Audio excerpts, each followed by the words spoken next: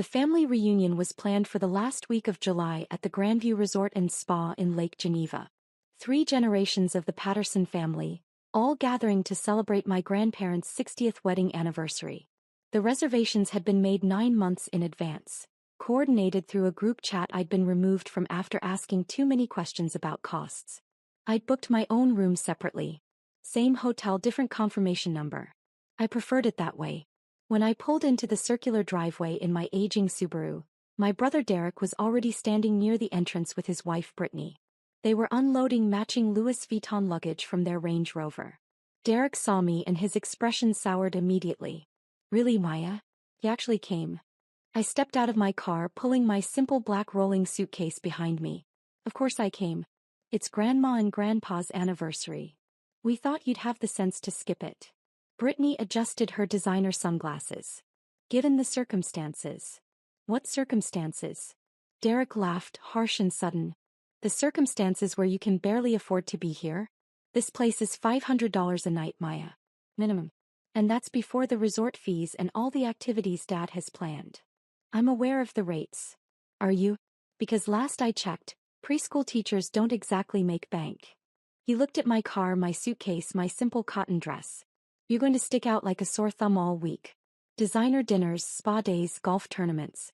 How exactly are you planning to pay for all that?" "I have savings." Brittany snorted. "Savings? Right. Listen, Maya, we're not trying to be mean, but this is embarrassing. For all of us. You showing up in your teacher clothes with your teacher car, counting pennies while the rest of us are trying to enjoy a luxury vacation. Then don't be embarrassed. I'll keep to myself. That's not how family reunions work." Derek stepped closer, lowering his voice. "Look, there's a Holiday Inn about 15 miles from here. Much more your speed. You could still come to the anniversary dinner on Saturday, but the rest of the week you could just not be here. I already have a reservation. Which you probably can't afford. Maya, come on. Be realistic." My sister Charlotte emerged from the lobby, her heels clicking on the marble. She took one look at me and sighed deeply. "Oh no. Maya, what are you doing here?" "She has a reservation," Derek said. "I'm trying to convince her to cancel it." Charlotte's perfectly made-up face creased with worry. "Maya, sweetie, did you talk to Dad? Because he specifically said he didn't think you should come. He didn't want you to feel pressured to spend money you don't have." "Dad said that." "Well, Mom said it. But Dad agreed." Charlotte touched my arm gently, her manicured nails bright red. "We love you. You know that. But this week is going to be expensive and we know teachers don't make much. We don't want you going into debt just to keep up appearances." "I'm not going into debt." "Then how are you paying for this?" Derek challenged. "Seriously, Maya. Show us your bank statement. Prove you can actually afford to be here." "I don't need to prove anything to you." "See? Because you can't." He turned to Charlotte. "She can't afford it. She's going to put it all on credit cards and then spend the next 5 years paying it off. It's irresponsible." My father appeared in the doorway, his golf shirt crisp and his expression stern. Behind him, my mother wore a flowing resort dress and concern. "Maya." Dad's voice had that disappointed tone I'd heard my entire childhood. "We need to talk." "About what?" "About this." He gestured vaguely at me, at my car, at everything. "Charlotte told us you were still planning to come despite our conversation." "We didn't have a conversation. Charlotte had a conversation with me where she suggested I shouldn't come. Because we're worried about you." Mom stepped forward, her voice pleading. "Honey, this place costs a fortune. Every meal, every activity, every little thing. We don't want you to bankrupt yourself trying to keep up with everyone." "I'm not trying to keep up with anyone." "Then why are you here?" Dad's question was sharp. "If you're not trying to prove something, why insist on coming to a resort you clearly can't afford? It's Grandma and Grandpa's anniversary. And you could celebrate that at the dinner on Saturday without spending thousands of dollars you don't have on a week at a luxury resort." He crossed his arms. "Maya, I'm going to be blunt. We don't want you here. Not because we don't love you, but because we don't want you embarrassing yourself. Or us." The words hung in the air between us. "Embarrassing you," I repeated slowly. "You know what I mean." But his eyes shifted away from mine. "You're a teacher. You make what, 40,000 a year? Maybe 50? And you're standing here at a resort where people drop that much in a week. You don't belong here, and deep down you know it." Brittany nodded supportively. It's like if I tried to hang out with actual celebrities. Sure, I could technically be in the same room, but everyone would know I didn't belong. It would be awkward for everyone. We just want to enjoy this week, Charlotte added. Without worrying about you. Without feeling guilty every time we order wine or book a spa treatment because we know you're sitting in your room counting dollars. I won't be in my room counting dollars. Then what will you be doing? Derek demanded. Because all the activities Dad planned are expensive. The golf tournament entry alone is $300 per person. The wine tasting is $200. The sunset yacht cruise is $500. Are you going to sit them all out? Just wander around the resort by yourself while the family does things together. Or worse, try to join in and put it all on credit cards, Brittany added. Which is just sad, Maya. Really sad. My mother's eyes were wet. We're saying this out of love. We don't want you to spend the next year digging yourself out of debt because you were too proud to admit you couldn't afford a vacation. Find a motel you can afford, Dad said firmly. Something reasonable. You can still come to the anniversary dinner. But the rest of the week you need to go. This isn't your world, Maya. It never has been. I looked at each of them in turn. Derek with his arms crossed, confident in his superiority. Brittany checking her phone, already bored with the conversation. Charlotte looking sympathetic but immovable. Mom wringing her hands, worried but agreeing. Dad standing rigid, waiting for me to comply. Okay, I said quietly. Dad blinked. Okay. I'll leave. You won't be embarrassed by me. Relief flooded their faces. Mom actually smiled. Oh honey, I'm so glad you're being reasonable about this. We'll see you on Saturday for the dinner and it'll be lovely. No pressure, no stress. Sure, Mom. I got back in my Subaru, started the engine and drove out of the circular driveway. In my rearview mirror, I saw them already moving toward the entrance, laughing about something, the tension of the confrontation dissolving like it had never happened. I drove exactly 1 mile down the road to the coffee shop in the small town center. Ordered a lot. Sat down at a window table with my phone. Then I made a call. Good morning, Miss Patterson. James Hendricks answered on the first ring. James was the regional director for Grandview Luxury Resorts, overseeing all 7 properties in the portfolio, including the flagship location in Lake Geneva where my family was currently checking in. How can I help you? James, hi. I need you to pull up the reservation for the Patterson family reunion. It should be under Gerald Patterson. One moment. I heard typing. Yes, I have it. Party of 23, booked through Saturday. Presidential suite, 4 luxury suites and 6 standard rooms. Very nice group booking. I need you to flag it. Flag it how? Owner review. All charges, all activities, all privileges. I want to be notified of every single thing they do this week. There was a pause. Is there a problem? Let's call it due diligence. How many complaints has that property received in the past quarter? Lake Geneva? Maybe 3 or 4. Nothing serious. Why? And how many has it received about the Patterson party specifically? None that I'm aware of. But they just checked in 20 minutes ago. Right. Well, keep me updated. If there are any issues with guest behavior, staff treatment, anything at all, I want to know immediately. Of course, Ms. Patterson. I'll make sure the property director is aware. Thank you, James. I ended the call and sipped my latte. Through the window, I could see the lake sparkling in the distance. The Grandview Resort sat on the northern shore, all glass and elegance, with its private beach and championship golf course. I'd bought it 3 years ago. Well, I'd bought the parent company that owned it, along with 6 other luxury properties scattered across the Midwest. The total acquisition had cost me $42 million, funded by the tech company sale that my family still knew nothing about. Because I'd never told them. After teaching for 6 years, I'd spent my evenings building an educational software platform. Something I genuinely cared about, that helped teachers manage classrooms more effectively. I'd worked on it alone at first, then hired developers as it gained traction. Within 3 years we had 12,000 schools using it. When a major education technology corporation offered to buy it, I'd said yes. The sale netted me $68 million after taxes. I kept teaching for another year because I loved it. Then I'd quietly transitioned to consulting and started investing. Real estate felt tangible, understandable. Hotels seemed like a natural fit. The Grandview chain was struggling when I bought it. Good properties, poor management, no vision. I'd replaced the executive team, upgraded facilities and implemented new training programs for staff. Within 2 years we were profitable again. Within 3 we were thriving. My family knew I'd changed jobs. They knew I did something with consulting.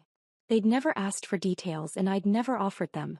When I showed up in my sensible car wearing Target dresses, they'd made assumptions. I'd let them. Now I was wondering if that had been a mistake. My phone rang. James Hendricks again. That was fast, I said. You're going to want to hear this. He sounded tense. I just got a call from Margaret. She's the property director at Lake Geneva. Apparently your father demanded to speak with management about 10 minutes ago. About what? He's claiming there was a booking error. Says a room was reserved under the name Maya Patterson, and he wants it cancelled immediately. Says the person who booked it isn't actually coming and he doesn't want to be charged for it. I closed my eyes. What did Margaret tell him? That she couldn't cancel a reservation without authorization from the guest who made it. He got aggressive. Started saying he's the head of the family party, that he should have authority over all the bookings, that it's ridiculous a hotel wouldn't listen to a guest spending over $50,000 for the week. 50,000? I whistled. He's really going all out. Apparently. Margaret held firm on policy, but he's demanding to speak to her supervisor. He's in the lobby right now making a scene. Tell Margaret I'm coming back. 20 minutes. You're coming here? I own the place, James. I can come whenever I want. I heard him smile. Fair point. I'll let her know. The drive back to the resort took 15 minutes. I parked in the owner's reserved spot, a space my family would have walked right past without noticing, and entered through the side entrance that led directly to the administrative offices. Margaret Chin was in her office on the phone looking stressed. She was 53, brilliant at her job and had been with Grandview for 6 years, 3 before my acquisition and 3 after. We'd worked closely during the renovation process. She knew my family was here. She didn't know they were my family. She looked up when I walked in and relief flooded her face. She wrapped up her call quickly. Miss Patterson. Thank goodness. James filled me in. Is my father still in the lobby? Your father. She blinked. Gerald Patterson is your father?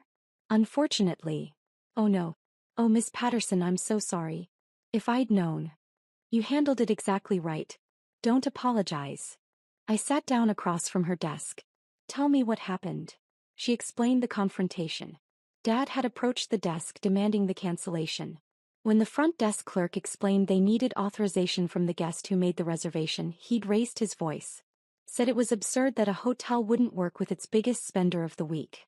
Implied the clerk was being difficult on purpose. Demanded a manager. Margaret had come out, reiterated the policy, and offered to try calling the guest to request authorization. Dad had refused, saying it was unnecessary, that he was telling them to cancel it and that should be enough. He's still out there, Margaret said. Sitting in the lobby with your mother and siblings, complaining loudly about poor customer service. Other guests are starting to notice. I see. I stood up. Let me handle this. Are you sure? I can have security. No security. Not yet. Let me talk to them first. I walked down the hallway toward the lobby, my footsteps silent on the plush carpeting. Through the glass doors I could see my family clustered near the fireplace. Dad was gesturing emphatically while talking to Derek. Mom looked embarrassed. Charlotte was on her phone. I pushed open the doors and walked straight to the front desk. The clerk, a young woman named Sarah who'd been with us for 8 months, looked relieved to see me. Miss Patterson, she said quietly. I'm so sorry about the situation. You did great, Sarah. Don't worry. I raised my voice slightly. Now, I understand there's an issue with a room reservation? Dad's head snapped up. He strode over to the desk, ready for another fight. Finally, someone with authority. He didn't even look at me, his eyes on Sarah. I need you to cancel a reservation made under the name Maya Patterson. The guest isn't coming and I refuse to pay for an empty room. I can't cancel that reservation, sir, I said calmly. Why not? I'm telling you she's not coming. Because the guest who made the reservation is standing right here. He turned to me then really looked at me for the first time since I'd entered. Maya? What are you doing here? I thought you left. I did leave. I came back. Why would you? He stopped, confused. Wait. Did you talk to them? Did you convince them to let you stay?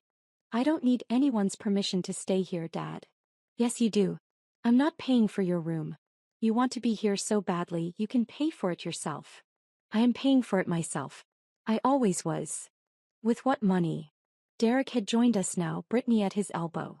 Maya, seriously, this is getting pathetic. Just admit you can't afford this place and go.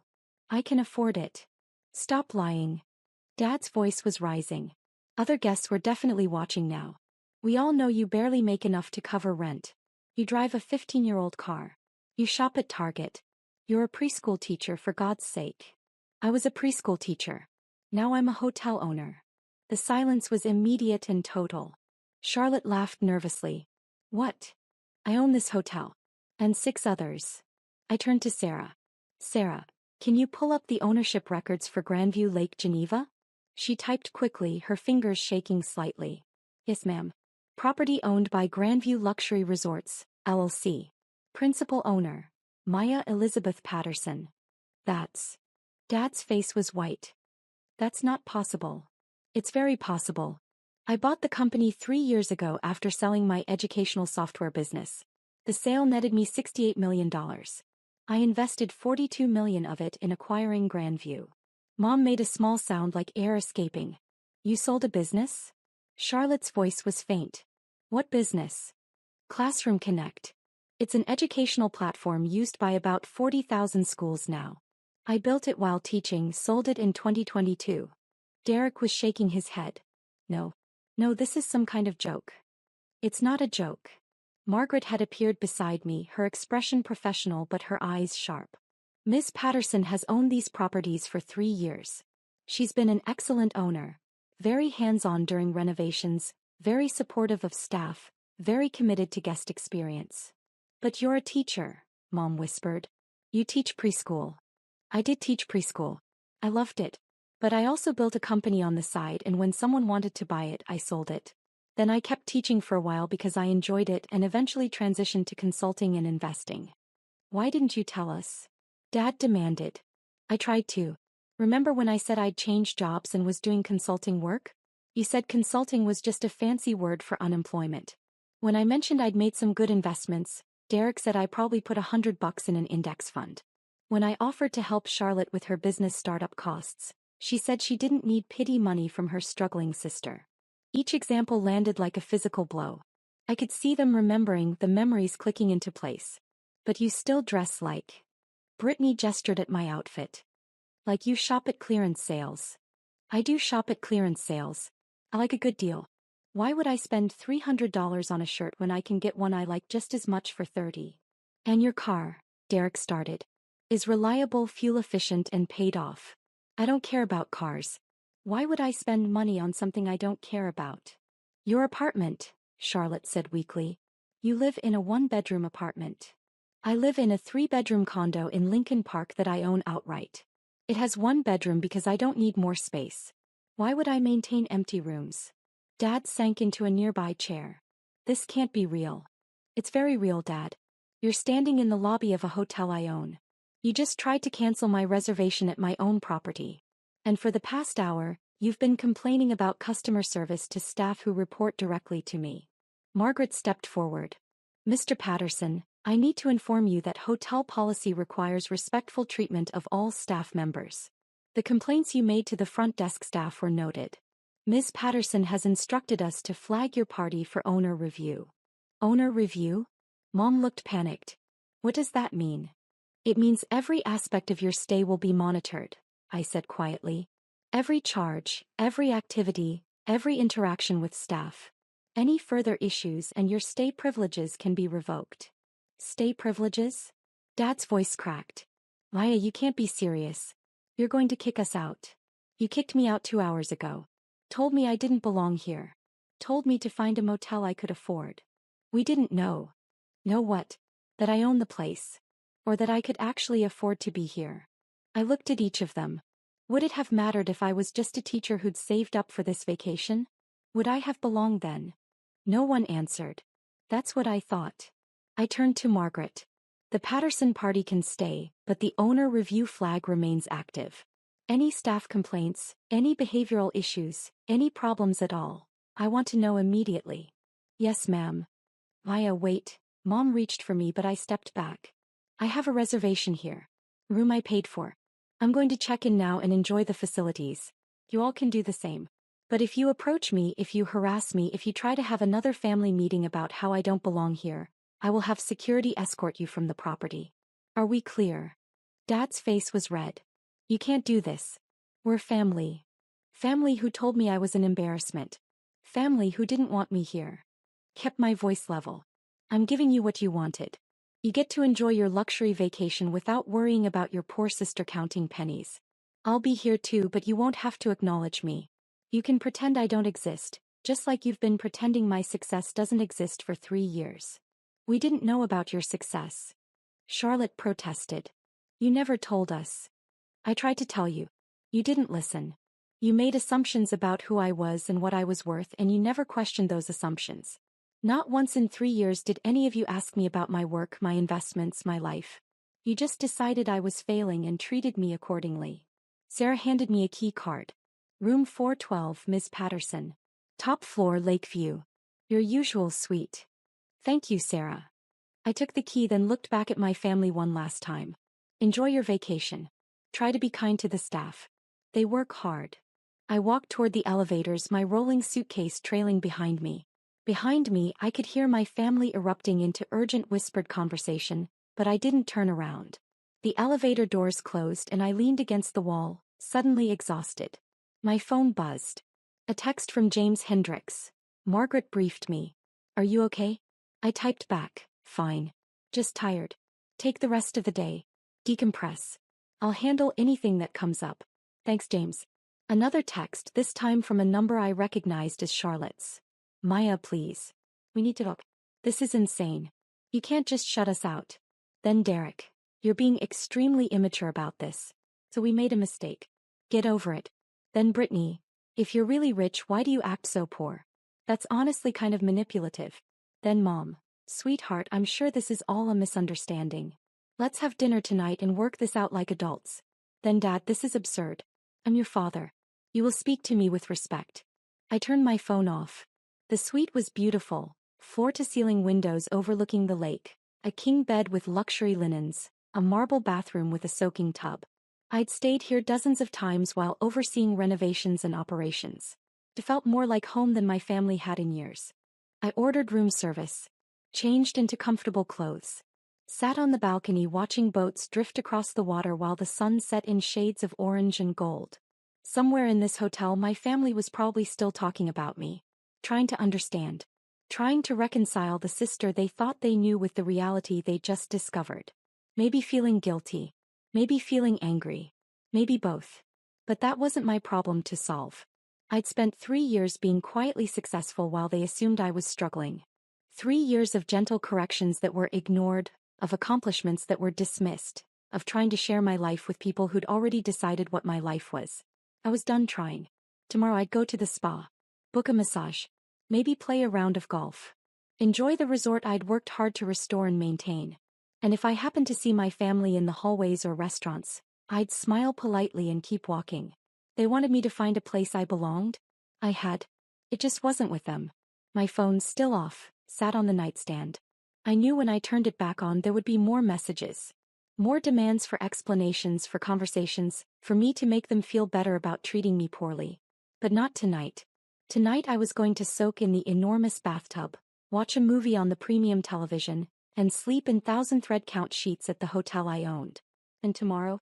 Tomorrow I'd see if my family could manage to get through one day without embarrassing themselves at my resort. Somehow I doubted it.